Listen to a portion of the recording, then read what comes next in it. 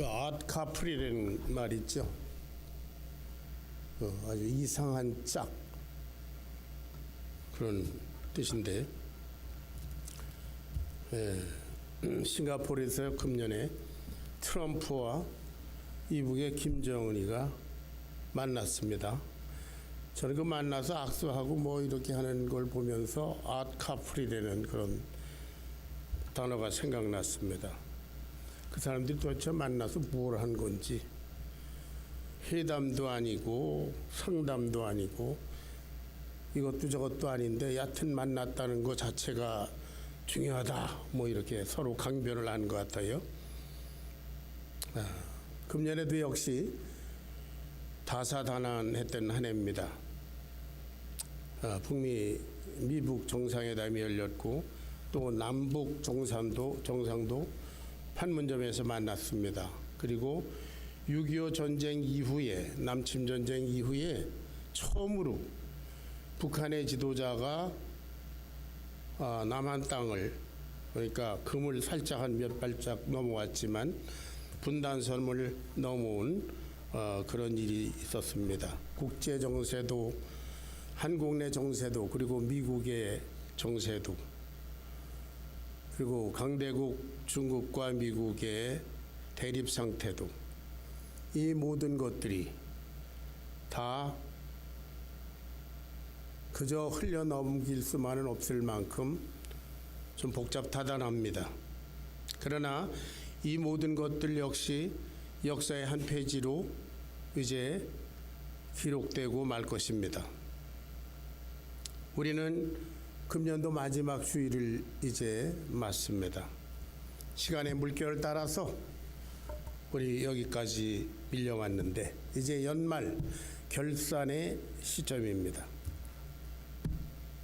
결산은 과거를 정리하고 그뿐만 아니라 그 과거의 결산을 기초로 해서 미래를 준비하기 위해서 매우 중요합니다. 그래서 회사도 그렇고 가계부도 그렇고 교회도 그렇고 우리의 신앙의 삶도 그렇고 우리 인생의 여정도 그렇고 때가 되면 꼭 결산을 하고 넘어가는 것은 중요합니다. 그런데 이 결산은 그저 어제 오늘 일이 아니라 1월 첫 주부터 시작해서 52주가 되기까지 차곡차곡 쌓아 올려진 시간의 탑과도 같습니다. 오늘 본문 말씀 마태복음 25장을 중심으로 결산이라 하는 그런 제목으로 말씀을 나눌 텐데요. 예수님께서 당신의 공적 생애를 마치고 이제 십자가의 죽음을 앞에 두고 있는 시점에서 이 마태복음 25장 얘기를 해주셨습니다. 여러분이 잘 아시는 신랑을 기다리는 10처녀의 비유, 또 달란트를 나눠 받은 그 종들의 비유, 그리고 오늘 우리가 공부하고자 하는 양과 염소의 비유가 그렇습니다. 이것을 통해서 그 결산의 시점, 그 시점은 반드시 온다. 그때의 결산을 볼 기준이 무엇인가, 뭐 이런 것들을 얘기해 주셨습니다. 경고를 주신 것입니다. 저와 여러분도 언젠가 이 세상을 마감하고 결산을 해야 될 때가 오고, 그리고 크게는 예수님 재림하실 그때에 온 세계 온 민족이 결산을 해야 될 것입니다. 첫째 생각할 것은 인자가 자기 영광으로 모든 천사들과 함께 올 때라고 말씀하신 것을 생각해 봅니다. 그것은 곧 예수님의 재림, 심판의 날입니다. 초림, 2000년 전에 아기 예수로 오셨을 때는 조용히 오셨지만 재림하실 때에는 지난 성탄주일에 말씀드린 대로 데살로니가전서 4장에 보면 주께서 호령과 천사장의 소리와 하나님 앞에 나팔로 치니 하늘로서 강림하시리니 놀라운 역사로 심판주의 권세를 가지고 오실 것입니다. 그때 저와 여러분은 결산을 하게 됩니다. 지금 우리가 매년을 이렇게 반복적으로 지나가는데요. 이것은 시간의 무의미한 반복이 아닙니다. 어느 시점을 향해서 달려가는 시간 여행입니다. 성경은 하나님의 역사는 빛이 있으라 하시는 창세기로부터 내가 속히 오리라 하는 계시록까지 하나님께서 계획하신 그 역사를 이루어가는 대하 드라마라고 볼 수 있습니다. 성경은 서론, 본론, 결론이 분명한 이야기입니다. 지금은 본론의 시대를 넘어서 이제 결론의 시대, 결산의 시대에 가까이 다가가고 있는 중입니다. 예수님은 자신을 가리켜서 인자라고 하셨습니다. 이 인자는 구약 성경에 예언된 메시아의 별칭입니다. 별명이에요. 그는 인자, 사람의 아들로 동정녀 마리아에게 나시고 십자가의 대속제물로 죽으시고 그리고 하나님의 능력으로 부활하시고 그리고 하나님 나라로 승천하셨습니다. 예언하신 것을 다 이루셨습니다. 이제 남은 것은 재림뿐인 줄로 믿습니다. 우리는 결론의 시대에 가까이 다가가고 있습니다. 인자의 때에, 즉 심판 때에 심판주이신 주님께서 분별하기를 양과 염소를 나누듯 하리라 이렇게 말씀하셨죠. 예. 양과 염소는 같이 풀 먹고 사는 비슷한 존재인 것 같은데도 전혀 다릅니다.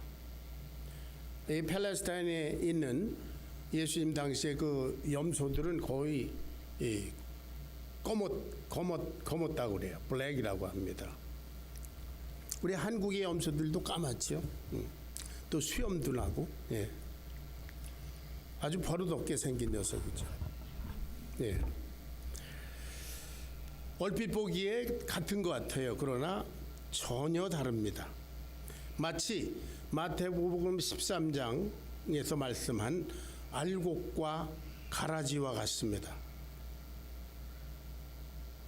알곡, 밀밭에 가라지, 밀 비슷하게 생긴 풀이 자라는 거죠.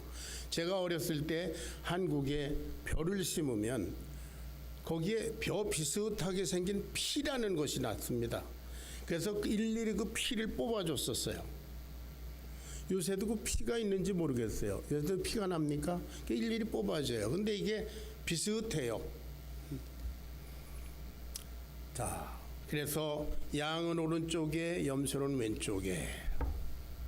양에게는 창세로부터 너희를 위하여 예비된 나라를 상속하라, 영생을 얻으라. 그것은 여기에 보니까 의인들이라고 그랬습니다. 의인은 예수님께서 기준이시니까 예수님 보시기에 의인, 그러면 예수님을 믿는 사람들을 말합니다. 염소에게는 나를 떠나 마귀와 그 사자들을 위하여 예비된 영원한 불에 들어가라, 영원한 형벌. 예수님을 믿지 않는 자들입니다.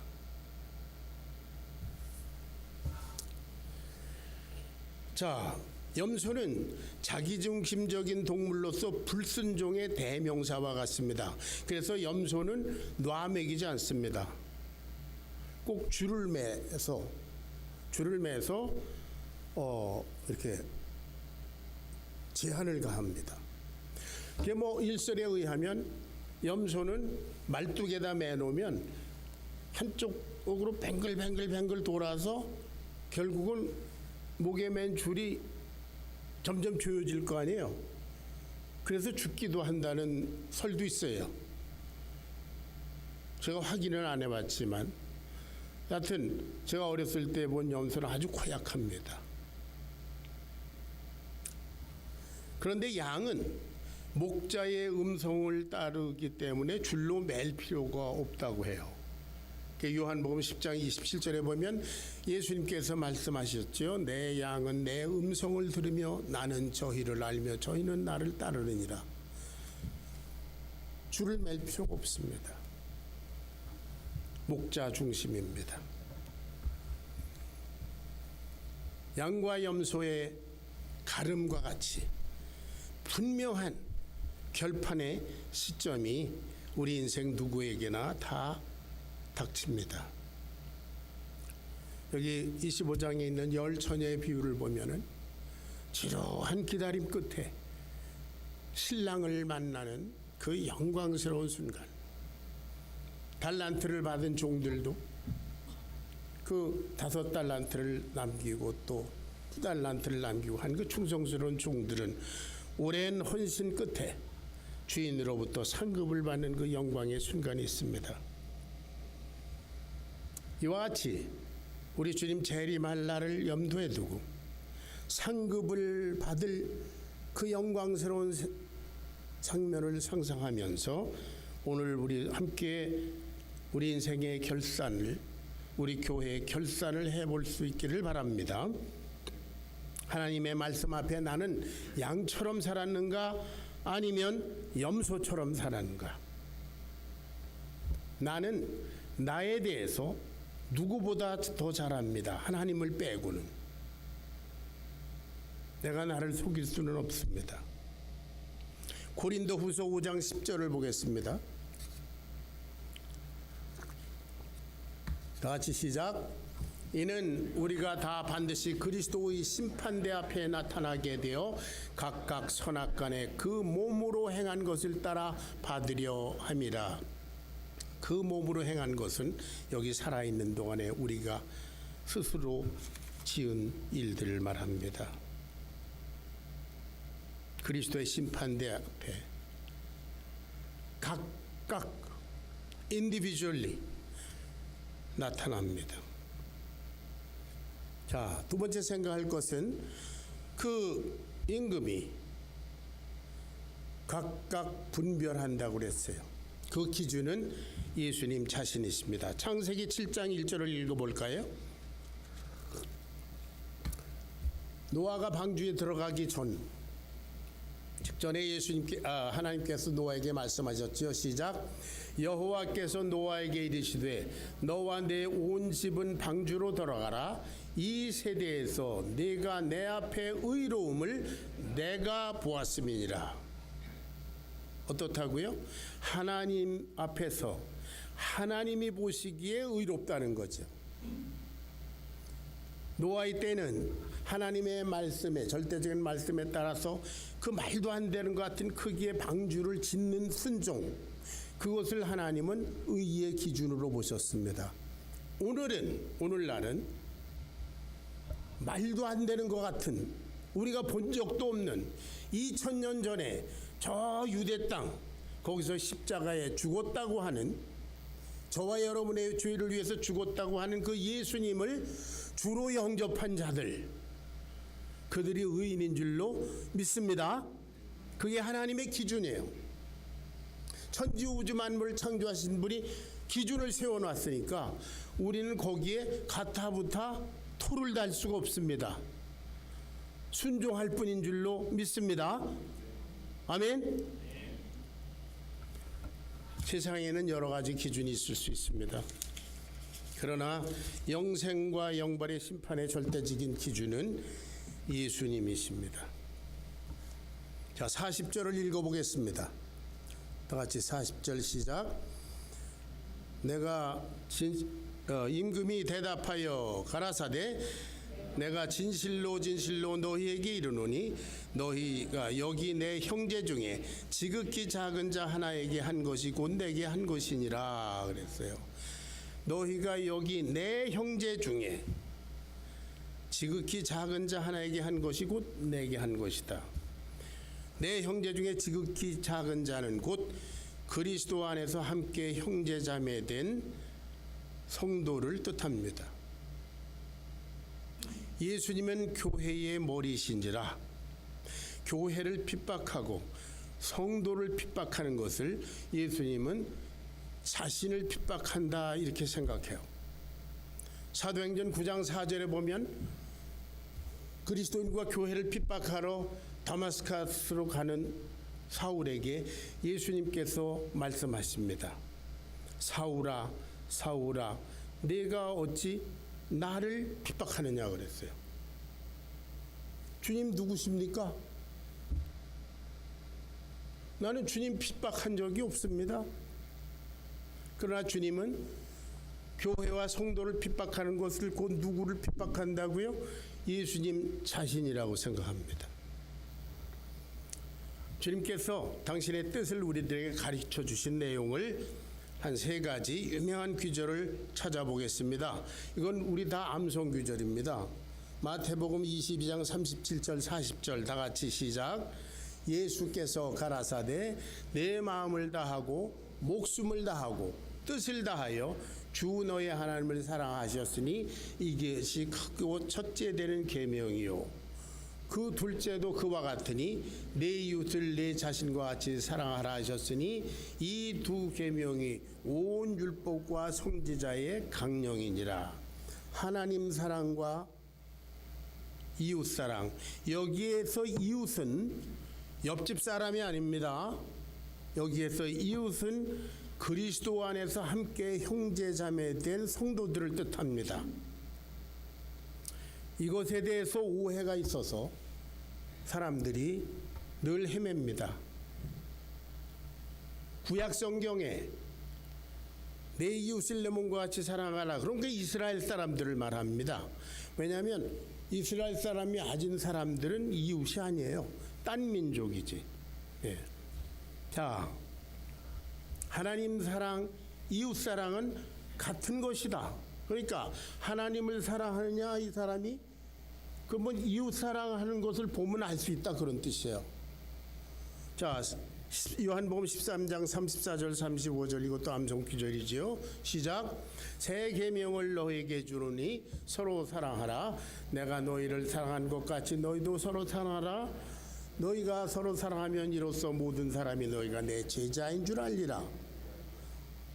예수님을 사랑하는 사람은 예수님이 사랑한 것처럼 서로 사랑하는 횡적인 사랑이 있어야 된다. 그것이 예수님의 제자인 증거다.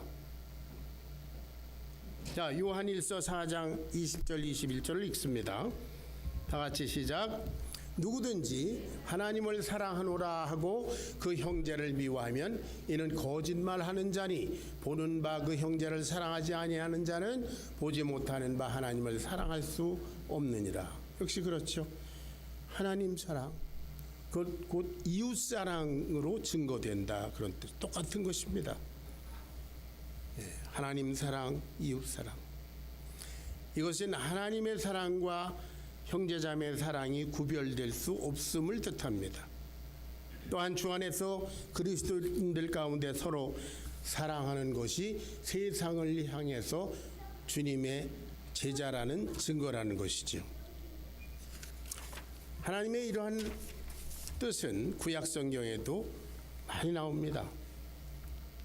이웃을 위하여 이삭을 남겨두라. 과부와 고아와 압제받는 자들을 돌보라 등등. 그야말로 상한 갈대를 꺾지 아니하시고 꺼져가는 심지를 끄지 아니하시는 주님의 마음은 이 세상 우리 가운데 별로 주목받지 못하는 작은 소자, 쓸모없는 것 같은 한 고통받는 인생에게 주님은 그 마음이 있습니다. 굶주리고 목마르고 병들고 헐벗고 발 뻗고 잘 데가 없고 옥에 갇힌 자들. 아마 예수님 당시에 로마 압제하에서 이런 사람들이 많이 예수님 주변에 있었을 것 같아요. 예수님을 믿는 사람은 예수님의 마음으로 이와 같이 형제자매를 사랑하게 마련입니다. 그런 마음 자체가 없는 그런 사람을 염소라 이렇게 표현했어요. 주님의 심정이 거기 없기 때문입니다. 갈라디아서 2장 20절에 말씀했죠. 내가 그리스도와 함께 못 박혔나니 그런즉 이제는 내가 산 것이 아니요 내 안에 누가 그리스도께서 사신 것이라. 할렐루야. 내 속에 그리스도께서 주인이 되셔서 사시는 거로 내가 이렇게 하고 싶다가도 주님께서 이걸 원하시 않지. 주님이 나를 지배하시는 그런 삶이 되면 하나님을 사랑한 것처럼 이웃을 사랑하게 마련인 줄로 믿습니다.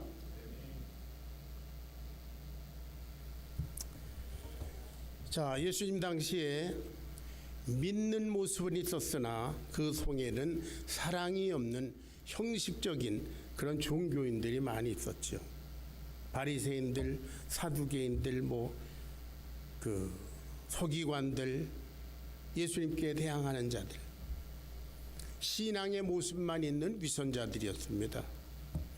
예수님은 이런 위선적인 믿음을 경고하시기 위해서 이 말씀을 주셨다고 생각합니다.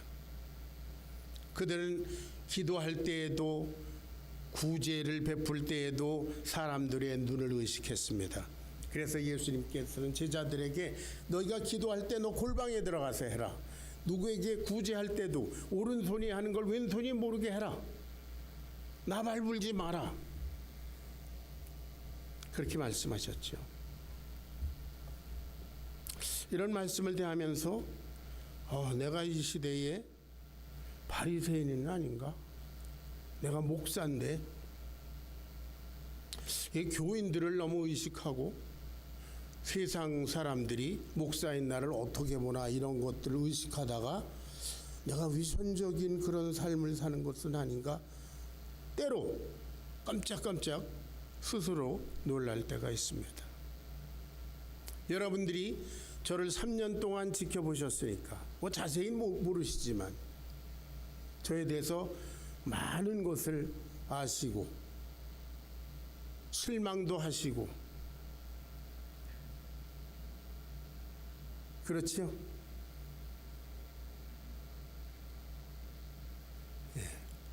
왜냐? 제가 불완전한 저도 용서받은 주인일 뿐이기 때문에 그렇습니다. 예수님께서 심판의 기준으로 여기 있는 작은 소자에게 한 것을 이렇게 말씀하실 때 언제나 마음이 부담이 됩니다. 여러분 어떨지 몰라도 저는 부담이 돼요. 가장 먼저 떠오르는 것이 길모퉁이에 있는 홈리스들 때문에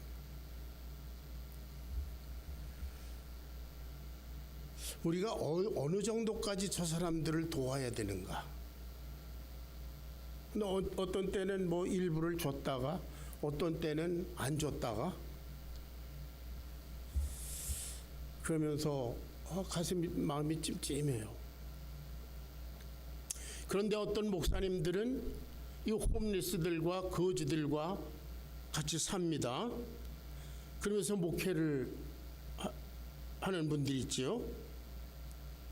그래서 그분들의 설교를 들어보면 마치 그렇게 살지 않으면 다 가짜 그리스도인인 것 같은 그런 어떤 프레셔를 느끼고 그런 뉘앙스가 느껴집니다. 여러분 그런 경험 없었습니까? 난 가짜 아닐까? 저 사람은 저렇게 모든 걸 다 내던지고 그 홈리스들하고 그러니까 우리말로 뭐죠? 노숙자들하고 여자 이름 같은데 노숙자들하고 같이 살고 이러면서 예수님이 이렇게 하라고 그랬는데 여러분 안 합니까? 그러면 난 가짜가 아닌가 부담이 될 때가 있습니다.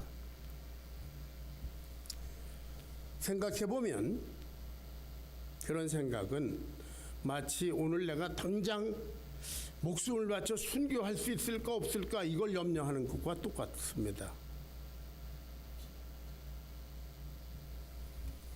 주님께 하듯 가장 가까이에 내가 베풀어야 될 영혼을 섬기는 작은 일로부터 순종하는 것이 쌓이고 쌓이다 보면은 결국 순교 신앙에까지 이르게 될 줄로 믿습니다. 아멘. 순교 신앙은 내 의지로 내가 주님을 위해서 죽자 이런다고 순교 신앙이 생기는 것이 아니죠. 베드로는 물론 복음서에서 불완전할 때지만 주님을 위해서 내가 물에도 뛰어들어가 불에도 뛰어가고 죽는데도 가겠습니다. 이렇게 말했지만 결국 위험이 닥쳐오자 3번이나 주님을 부인하지 않았습니까? 그는 그때 아직 준비가 안 됐던 것입니다. 그러나 주님의 말씀에 순종해서 계속적으로 그 삶을 이어가다가 보니까 결국 어떻게 됐어요? 나중에 전설에 의하면 십자가에 거꾸로 매달려서 순교했다고 그러지 않습니까?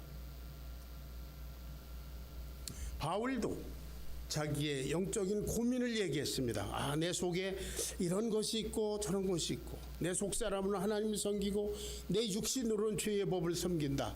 나는 죽을 것 같다. 그런 고민을 말씀했습니다. 나는 불완전하다. 내가 이미 얻었다 함도 아니고 나는 그저 주님을 향해서 달려갈 뿐이다 말했습니다.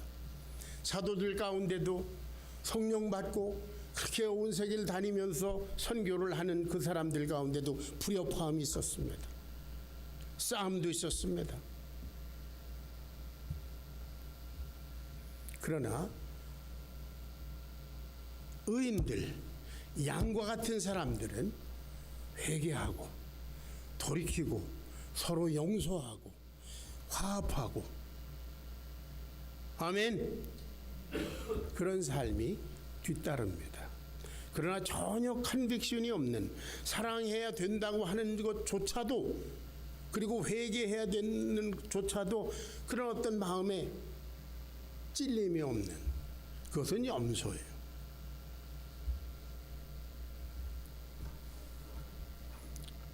여러분, 내 형제 중에 지극히 작은 소자 하나, 예수님이 자신이 지극히 작은 소자의 모습으로 이 세상에 오셨고 그렇게 살다 가셨습니다.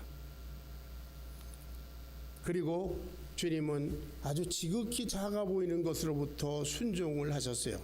그분의 공적성에서 제일 먼저 하신 게 뭐예요? 침례받은 거죠. 그건 침례는 형식인 것 같아 보입니다.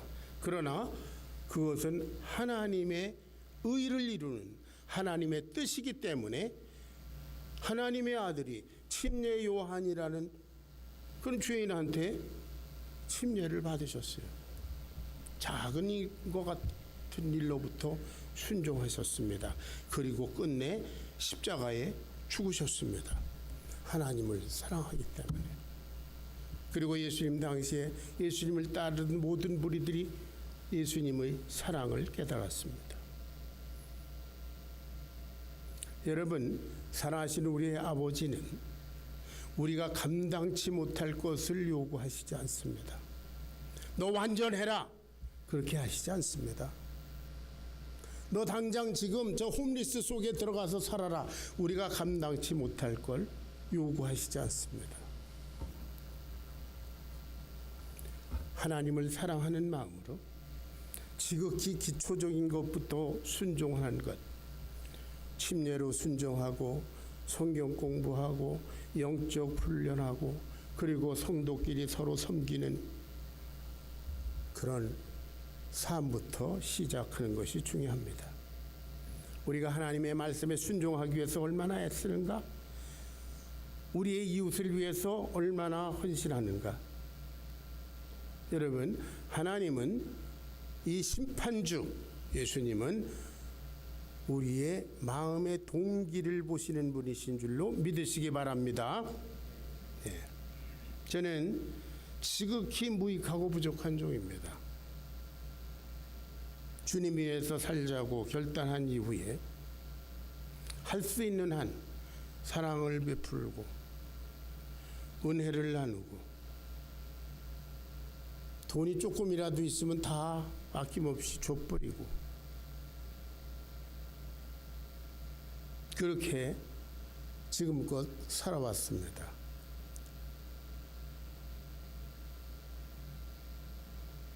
물론 부족하지요. 그러나 물질 문제로 힘들어하는 사람을 보면 같이 힘들고 눈물이 나고 퍼줘야 크레딧 카드에서 캐시드로를 해서라도 갖다 줘야 마음이 풀리고, 제가 자랑을 하는 것이 아니라 이것이 최소한 주님의 사랑받은 사람으로서, 용서함 받은 자로서 내가 해야 될 도리라고 생각하기 때문입니다.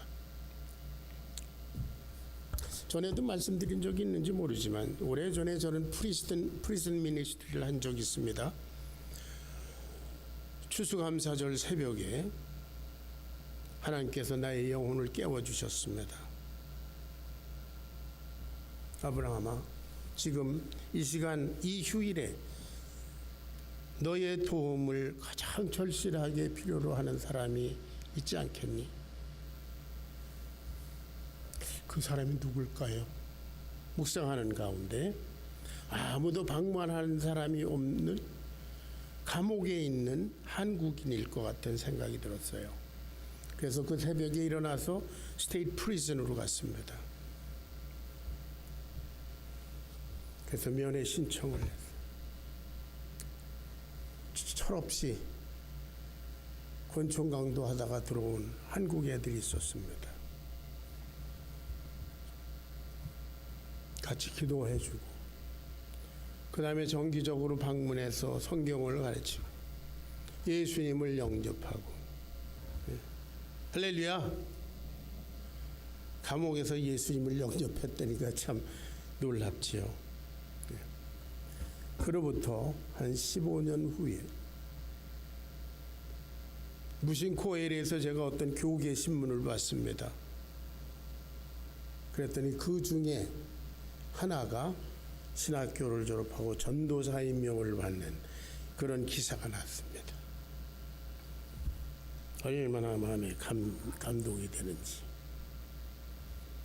사랑하는 여러분, 나를 주장하기 전에 내가 순종해야 할 것은 무엇인가를 생각하시기 바랍니다. 내 곁에 우리 형제자매 가운데 나의 위로와 격려와 사랑과 물질적인 도움과 그리고 나의 헌신이 필요한 사람은 누구인가? 나는 그들 모두에게 예수님 섬기듯 섬김의 헌신을 베풀고 있는가? 제가 좀 오늘 기운이 없어 보이지 않습니까?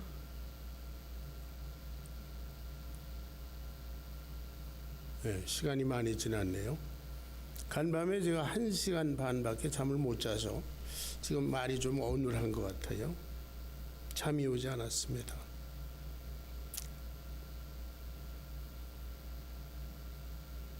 기도하는 중에 몇 사람에게 편지를 썼습니다. 사랑하는 마음으로 여러분 한 분 한 분을 위해서 기도했습니다. 여러분 한 분 한 분의 형편과 사정을 생각하면서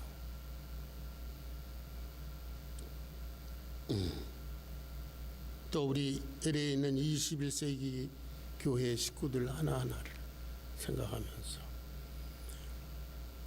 그동안에 내가 만났던 수많은 사람들을 생각하면서,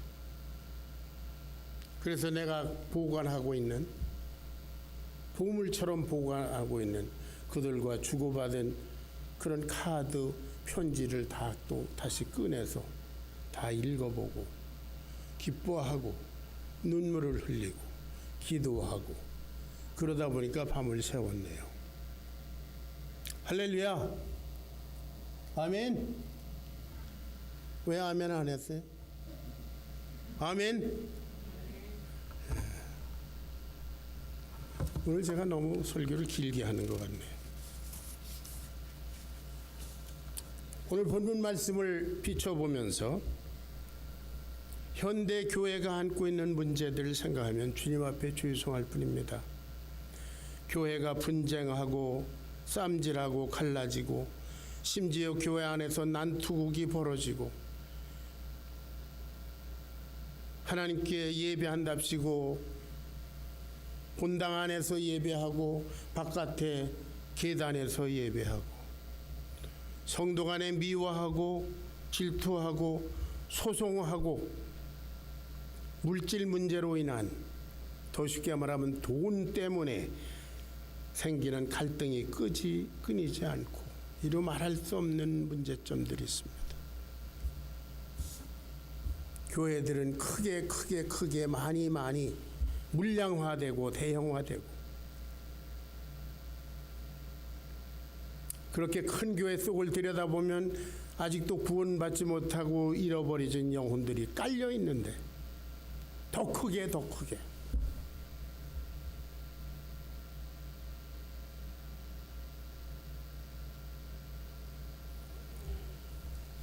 200년 동안 인도를 지배하던 영국이 인도에서 철수할 때 간디가 그 철수하는 영국인들에게 말했답니다. 예수는 여기에 두고 너희 교회는 가져가라. 그때도 교회는 문제가 많았던 것 같아요. 나는 양인가 염소인가, 영생에 들어갈 자인가 영벌에 처할 자인가. 여러분, 하나님은 우리를 결산하신 분이십니다. 우리들은 무언가에 속고 있지 않습니까? 아니면 우리 스스로가 우리를 속이고 있지 않습니까?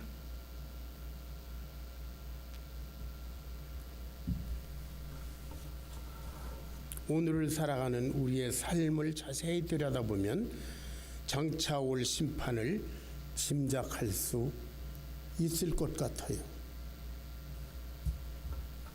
히브리서 4장 12절 13절을 읽고 마칩니다.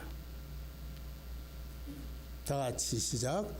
하나님의 말씀은 살아있고 활력이 있어 좌우의 날선 어떤 검보다도 예리하여 혼과 영과 및 관절과 골수를 찔러 쪼개기까지 하며 또 마음의 생각과 뜻을 판단하나니 지으신 것이 하나도 그 앞에 나타나지 않음이 없고 우리의 결산을 받으실 이의 눈앞에 만물이 벌거벗은 것 같이 드러나느니라.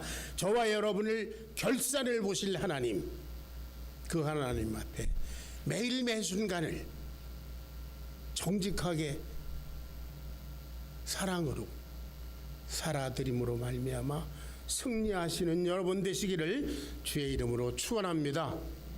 기도하겠습니다.